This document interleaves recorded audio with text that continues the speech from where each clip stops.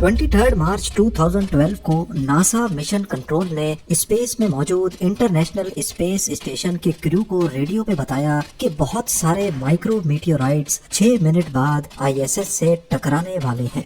اس radio message نے پورے I S S میں بھگدڑ مچا دی۔ ایسٹروناٹس کے پاس اتنا کم وقت تھا کہ وہ اس دوران اسپیس اسٹیشن کی ڈائریکشن بھی نہیں بدل سکتے تھے۔ پر سوال یہ ہے کہ اسپیس کے جس حصے میں آئی ایس ایس موجود ہے وہاں بے شمار مائکرو میٹیورائٹس ہوتے ہیں، تو انٹرنیشنل اسپیس اسٹیشن یعنی آئی ایس ایس ان میٹیورائٹ سے آخر بچتا کیسے ہے؟ 380 گاڑیوں جتنے وزنی آئی ایس ایس کی ڈائریکشن چینج کرنے کے لیے بنا فیول اور بنا ارتھ سے مدد لے کر یہ کام کیسے سر انجام دیا جاتا ہے؟ ایک فٹ بال فیلڈ جتنے بڑے آئی ایس ایس کو ارتھ سے اسپیس میں کیسے لے جایا گیا، اور جب آئی ایس ایس ارتھ کی دوسری سائڈ پہ ہوتا ہے تو اس کے ساتھ کیسے کانٹیکٹ کیا جاتا ہے؟ زیم ٹی وی کی ویڈیوز میں ایک بار پھر سے خوش آمدید۔ ناظرین، $150 بلین یا پھر 12,375 ارب روپیوں کی لاگت سے تیار کیا گیا آئی ایس ایس اسپیس میں انسانوں کا ایک ایسا گھر ہے جس کی ایگزامپل اتہاس میں کہیں نہیں ملتی۔ اس کو بنانے میں ابھی تک سینکڑوں ہائی ٹیک پارٹس لگ چکے ہیں۔ اس میں 16 پریشرائزڈ ماڈیولز ہیں جن میں رہنے اور سونے کے لیے الگ الگ ماڈیولز، ایک آبزرویشن ڈیک کے لیے اور 6 سائنس لیبز کے لیے بھی الگ الگ ماڈیولز شامل ہیں، جو سارے ایئر ٹائٹ ٹنل کے ذریعے آپس میں جڑے ہوئے ہیں۔ ان کے ساتھ ساتھ آئی ایس ایس میں کئی اسپاٹس ابھی تک خالی پڑے ہوئے ہیں، کچھ ایکسٹرا کیپسولز پارک کرنے کے لیے تو کچھ میں آئی ایس ایس کی لائف بوٹس ہمیشہ کے لیے پارکڈ ہیں، تاکہ ایمرجنسی کی صورت میں اگر کوئی مسئلہ ہوتا ہے تو یہ لائف بوٹس ایسٹروناٹس کو سیفلی ارتھ تک پہنچا سکیں۔ انٹرنیشنل اسپیس اسٹیشن اب تک کا بنایا جانے والا سب سے بڑا اسپیس اسٹیشن ہے۔ ایک فٹ بال فیلڈ جتنا بڑا آئی ایس ایس بے شک زمین سے 400 کلومیٹر دور ہے، پر پھر بھی اس کو زمین سے بائنوکولرز کی مدد سے دیکھا جا سکتا ہے۔ یا پھر اس کی سائز کا اندازہ اگر ریئل لائف آبجیکٹ سے لگانا ہو تو یوں سمجھ لیں کہ برج خلیفہ کا باٹم یا اس کی بیس جتنی پھیلی ہوئی ہے، انٹرنیشنل اسپیس اسٹیشن اس سے بھی بڑا ہے۔ آئی ایس ایس کا ٹوٹل وزن 4,60,000 kg ہے۔ یہ اتنا ہی وزن ہے جتنا 380 گاڑیوں یا پھر 25 پیسنجر بسز کا ہوتا ہے۔ پر سوال یہ ہے کہ اتنا وزنی اور اتنا بڑا آئی ایس ایس اسپیس میں گیا کیسے؟ آئی ایس ایس کی شروعات صرف 2 ماڈیول سے ہوئی تھی، اور یہ دونوں اسپیس میں ہی ایک دوسرے سے کنیکٹ کیے گئے تھے۔ ایک ماڈیول امریکہ نے بنایا تھا تو دوسرا رشیا نے۔ 1992 میں سوویت یونین کے ٹوٹنے کے بعد امریکہ اور رشیا نے آپس میں کولیبریٹ کیا اور دونوں سپر پاورز نے مل کر اسپیس میں انٹرنیشنل اسپیس اسٹیشن بنانے کا ارادہ کیا۔ پہلے رشیا نے زاریا نام کا ماڈیول اسپیس میں بھیجا اور اس کے بعد امریکہ نے اپنا یونٹی اس کے پیچھے روانہ کیا۔ 27,000 کلومیٹرز پر آور کی اسپیڈ سے اڑتے ہوئے یونٹی نے زاریا کا پیچھا کیا۔ 20 نومبر 1998 کو صبح 6:40 پہ یہ دونوں ماڈیولز زمین سے 400 کلومیٹر اوپر ایک دوسرے سے کنیکٹ ہوئے اور یوں جنم ہوا انٹرنیشنل اسپیس اسٹیشن کا۔ تب سے لے کر پچھلے 26 سالوں میں پوری دنیا کے انجینئرز نے مل جل کر اپنے اپنے ماڈیولز بنائے اور ان کو راکٹس کے ذریعے اسپیس میں بھیج کر آئی ایس ایس سے کنیکٹ کیا۔ آج انٹرنیشنل اسپیس اسٹیشن سے یو ایس اور رشیا کے علاوہ یورپین اور جاپنیز ماڈیولز بھی جڑے ہوئے ہیں۔ ایئر 2000 سے لے کر آج تک آئی ایس ایس میں 24 سالوں سے کوئی ایک بھی دن ایسا نہیں گزرا جس میں یہ خالی ہوا ہو۔ ہر وقت اس میں کسی نہ کسی کنٹری کے ایسٹروناٹس موجود ہوتے ہیں۔ آئی ایس ایس کے اندر ایسٹروناٹس کی ضروریات پوری کرنے کے لیے وہ تمام فیسلٹیز موجود ہیں جو کسی بھی سپر اسٹرکچر میں ہونی چاہیے، جن میں آکسیجن سب سے امپورٹنٹ ہے۔ ایک انسان کھانے کے بغیر 3 ہفتوں تک، پانی کے بغیر 3 دنوں تک اور آکسیجن کے بغیر صرف 3 منٹ تک زندہ رہ سکتا ہے۔ زمین سے 400 کلومیٹر اوپر جہاں نہ ایٹماسفیئر ہے نہ ہی سانس لینے کے لیے آکسیجن، وہاں آئی ایس ایس کے لیے سب سے بڑا چیلنج ایسٹروناٹس کو فریش آکسیجن پرووائڈ کر کے دینا ہے۔ ایک ایوریج انسان کو دن میں 15,000 لیٹر یا پھر 22 kg آکسیجن چاہیے۔ آئی ایس ایس میں رہنے والے 9 ایسٹروناٹس کے لیے دن میں قریب 200 kg آکسیجن کی فراہمی واقعی ایک بہت بڑا چیلنج ہے۔ یہاں ایسٹروناٹس کے لیے کئی دنوں کی آکسیجن سپلائی ٹینکس میں موجود ہوتی ہے۔ ताकि अगर सिस्टम फेल हो जाए तो ऑक्सीजन की सप्लाई अर्थ से रॉकेट्स आने तक इतनी हो कि एस्ट्रोनॉट्स जिंदा रह सकें। आज टेक्नोलॉजी इतनी एडवांस्ड हो चुकी है कि सिर्फ 6 घंटों में अर्थ से आईएसएस तक ऑक्सीजन सप्लाई पहुंचाई जा सकती है, पर सिर्फ उस कंडीशन में अगर रॉकेट लॉन्च कामयाब हो। ये तरीका है तो अच्छा, लेकिन बहुत कॉस्टली है, क्योंकि एक कार्गो रॉकेट का अर्थ से आईएसएस तक जाने में $200 मिलियन का खर्चा आता है, 1650 करोड़ रुपए। खाना और दूसरी सप्लाईज तो कई महीनों में एक मर्तबा भेजी जाती है, लेकिन दिन की 200 केजी की ऑक्सीजन डिमांड्स को पूरा करने के लिए बार बार रॉकेट्स का इस्तेमाल काफी मुश्किल है। इसीलिए आईएसएस बगैर अर्थ पर डिपेंडेंसी के अपना ऑक्सीजन खुद ही बनाता है। इसमें एक छोटी मशीन है जो कुछ और नहीं बल्कि पानी को इस्तेमाल करके ऑक्सीजन बनाती है। जब पानी से इलेक्ट्रिसिटी को गुजारा जाता है तो वो 2 हिस्सों में टूट जाता है, हाइड्रोजन और ऑक्सीजन। पॉजिटिव इलेक्ट्रोड पर हाइड्रोजन गैस के बबल्स तो नेगेटिव इलेक्ट्रोड पर ऑक्सीजन गैस के बबल्स जमा हो जाते हैं। अब अगर यही एक्सपेरिमेंट अर्थ पर किया जाए तो ये बबल्स अपने आप पानी से अलग हो जाते हैं, क्योंकि जाहिर है गैस का वजन पानी से कम होता है। पर स्पेस में ग्रेविटी नहीं है, जितना वेट पानी का है उतना ही गैस का, यानी कि ऑलमोस्ट जीरो। तो अब ऑक्सीजन गैस को पानी से अलग करने के लिए इस मशीन को गोल घुमाया जाता है, जिससे सेंट्रीफ्यूगल फोर्स पैदा होती है, जो कि एक आर्टिफिशियल ग्रेविटी के तौर पे काम करती है।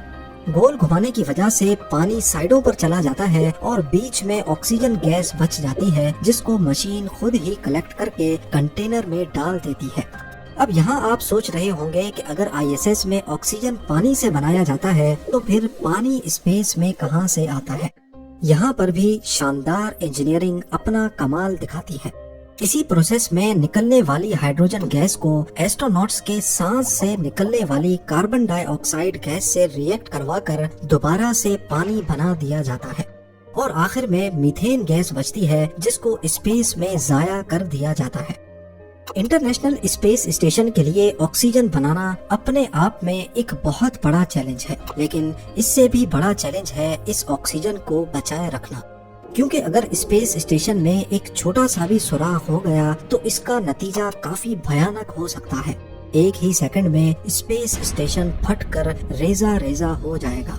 हाल ही में तबाह होने वाली टाइटन सबमर्सिबल की एग्जाम्पल हम सबके सामने है। समंदर में प्रेशर ज्यादा होता है, जबकि टाइटन में कंट्रोल्ड प्रेशर था।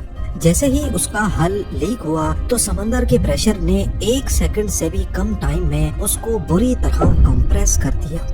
पर स्पेस में इसका बिल्कुल ऑपोजिट होता है। यहाँ बाहर का प्रेशर 0, जबकि आईएसएस के अंदर प्रेशर मेंटेन होता है। बिल्कुल टाइटन की तरह अगर इसमें छोटा सा भी क्रैक पड़ा तो ये डीकम्प्रेस होकर फट जाएगा। आईएसएस जिस ऊंचाई पर अर्थ को ऑर्बिट करता है, यहाँ पर स्पेस डेब्री बहुत ज्यादा है, जो बहुत ही तेज स्पीड से स्पेस में घूम रही होती है। इनमें शामिल हैं सैटेलाइट्स के पार्ट्स और सैकड़ों छोटे बड़े मीटियोराइट्स। तो सवाल ये पैदा होता है कि आईएसएस इन मीटियोराइट से खुद को कैसे बचाता है। इंटरनेशनल स्पेस स्टेशन अर्थ को 27,000 किलोमीटर पर आवर की स्पीड से ऑर्बिट कर रहा है। ये इतनी तेज स्पीड है कि अगर ये अर्थ के करीब इतनी स्पीड से उड़े तो पैसिफिक ओशन को सिर्फ 25 मिनटों में क्रॉस कर सकता है। वही पैसिफिक ओशन जिसको पार करने में कमर्शियल प्लेन्स को 13 घंटे लगते हैं। इतनी तेज स्पीड से अगर इसका टकराव रेत के एक जर्रे जितने मीटियोराइट से हो जाए तो ये ऐसा ही होगा जैसे 80 की स्पीड से गाड़ी दरख्त से जा टकराए। 23 मार्च 2012 को नासा मिशन कंट्रोल ने आईएसएस के क्रू को रेडियो किया कि कुछ स्पेस डेब्री सीधा आईएसएस की तरफ बढ़ रही है। किसी को भी पता नहीं था कि ये डेब्री कितनी बड़ी है। लगे हाथ उनको सिर्फ 6 मिनट पहले बताया गया था। सारा क्रू फौरन लाइफ बोट्स में चला गया, लेकिन खुशकिस्मती से स्पेस डेब्री आईएसएस के बिल्कुल करीब से बिना टच किए गुजर गई। पर आईएसएस को मीटियोराइट्स के खिलाफ हर बार किस्मत के सहारे नहीं छोड़ा जा सकता। छोटे मोटे जर्रात से बचने के लिए आईएसएस का हल बुलेट प्रूफ मटेरियल से बनाया गया था।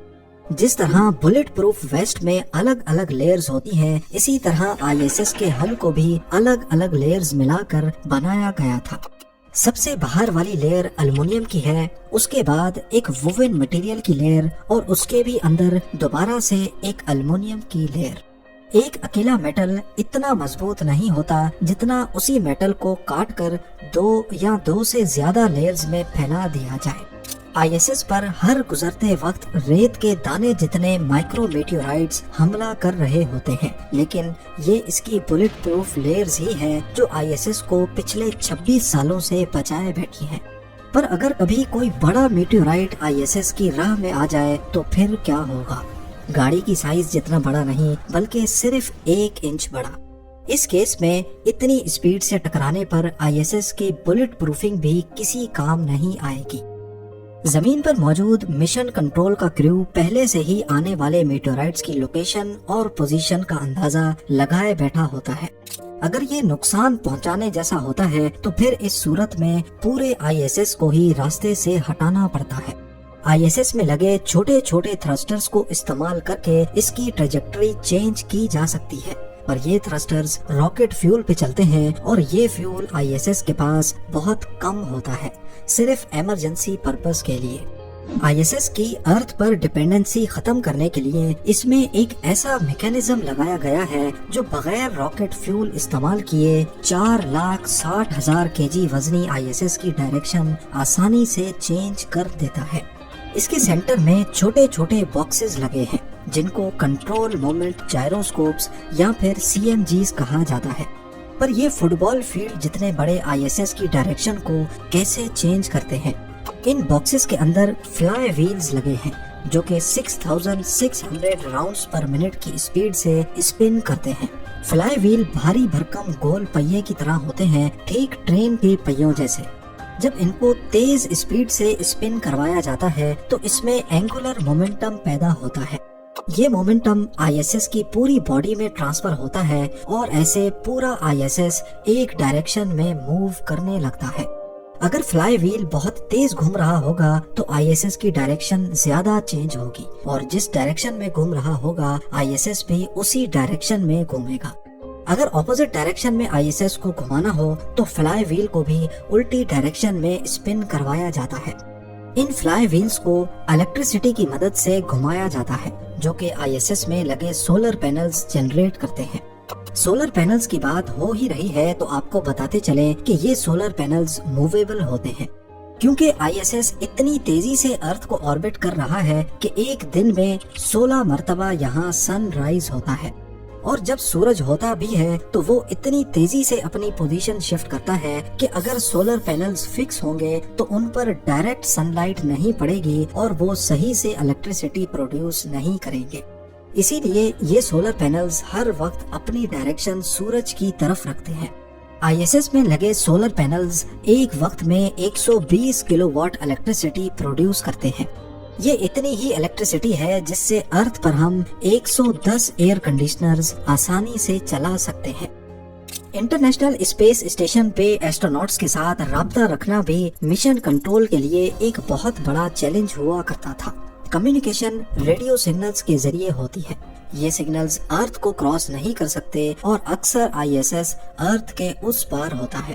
اس مسئلے کو حل کرنے کے لیے پہلے ہوائی جہاز اڑائے جاتے تھے جو آئی ایس ایس کے ریڈیو سگنلز پکڑ کر ہیوسٹن میں مشن کنٹرول تک پہنچاتے تھے۔ یہ طریقہ کاسٹلی بھی تھا اور کافی ان ریلائبل بھی۔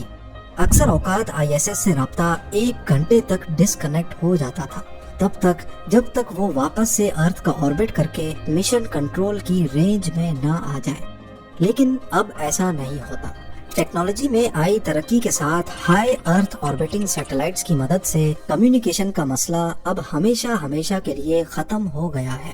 آئی ایس ایس کو جب بھی مشن کنٹرول سے رابطہ کرنا ہو تو پہلے سگنلز سیٹلائٹ کیچ کرتی ہے، پھر وہی سگنل سیٹلائٹس کے نیٹ ورک میں بھیج دیا جاتا ہے، اور پھر جو بھی سیٹلائٹ رینج میں ہوتی ہے وہ سگنل کو ہیوسٹن مشن کنٹرول تک ریلے کر دیتی ہے۔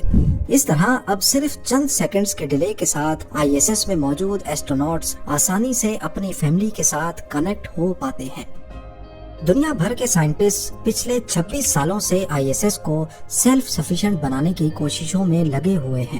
ایک ایسا اسپیس اسٹیشن جس کو ارتھ کی ضرورت کم سے کم پڑے، इसी मकसद से कई इन्वेंशंस तो की जा चुकी हैं, पर अभी भी बहुत सारी ऐसी रिक्वायरमेंट्स हैं जिनको पूरा करने के लिए अर्थ की मदद लेना जरूरी है, जैसा कि खाने का सामान, पानी को फिल्टर करने के लिए केमिकल्स, स्पेयर पार्ट्स और क्रू की शिफ्टिंग, क्योंकि एक एस्ट्रोनॉट स्पेस में 8 महीनों से ज्यादा नहीं रह सकता। इंटरनेशनल स्पेस स्टेशन पे मुख्तलिफ किस्म के एक्सपेरिमेंट्स करने के लिए कई लैब्स मौजूद हैं, जिनमें ज्यादातर एक्सपेरिमेंट्स ह्यूमन बॉडी पे किए जाते हैं। मकसद सिर्फ एक है कि जब ह्यूमंस मार्स पर या डीप स्पेस में जाएंगे तो उनको किन किन मुश्किलात का सामना करना पड़ सकता है। ISS तो अर्थ से सिर्फ 6 घंटे की दूरी पर है, लेकिन जब ह्यूमंस मार्स पर जाएंगे तो वहाँ न अर्थ की सपोर्ट होगी, ना ही वापसी का रास्ता इतना आसान होगा। उम्मीद है जेम टीवी की ये वीडियो भी आप लोग भरपूर लाइक और शेयर करेंगे। आप लोगों के प्यार भरे कमेंट्स का बेहद शुक्रिया। मिलते हैं अगली शानदार वीडियो में।